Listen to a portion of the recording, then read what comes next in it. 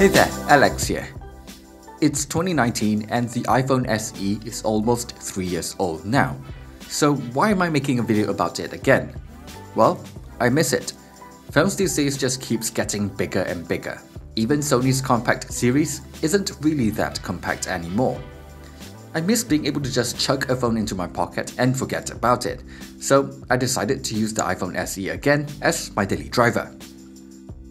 For the most part, it's actually still an incredibly good phone, even in 2019. I know the specifications are not that modern anymore, but it still does mostly everything that I need from a phone. I can run all the apps I need, it has Apple Pay, it still performs really well, and battery life is actually still somewhat decent. The battery is still pretty small, so heavy usage like gaming, consuming media, will drain the battery pretty quickly.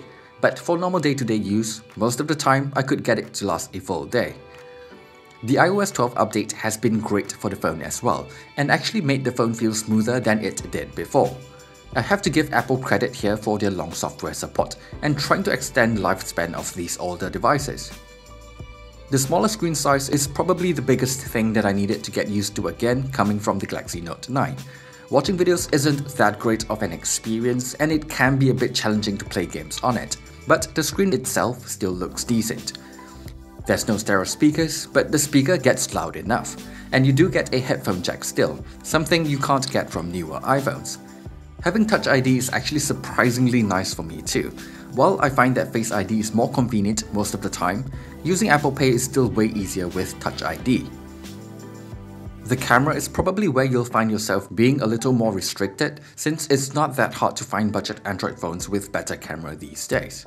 I can still get some decent looking shots, but it requires more effort on my part.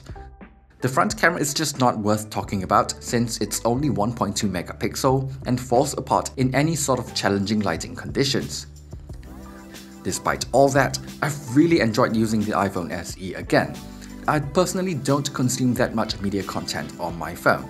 Most of the time, it's just messaging, browsing social media, podcasts, reading, and things like that. So the iPhone SE actually still works for me.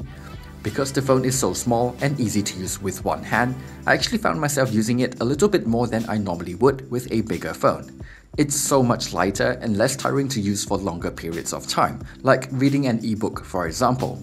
I also jog quite frequently, and the iPhone SE is just so much easier to carry around.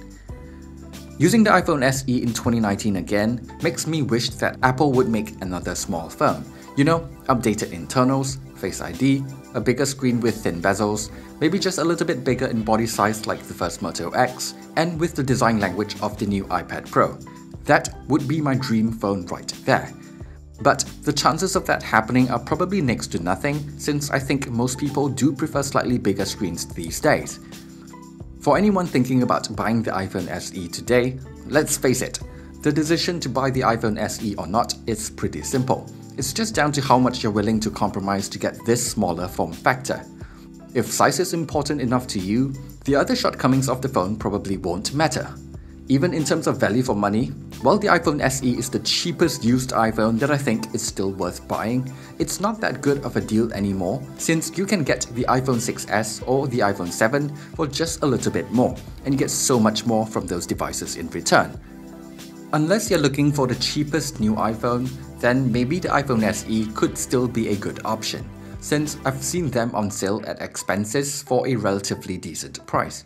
That said, if you want to buy one anyway, I won't stop you. Trust me, I get it. There's just something special about the iPhone SE. Maybe it's the smaller size or the way it looks. I just like it a lot.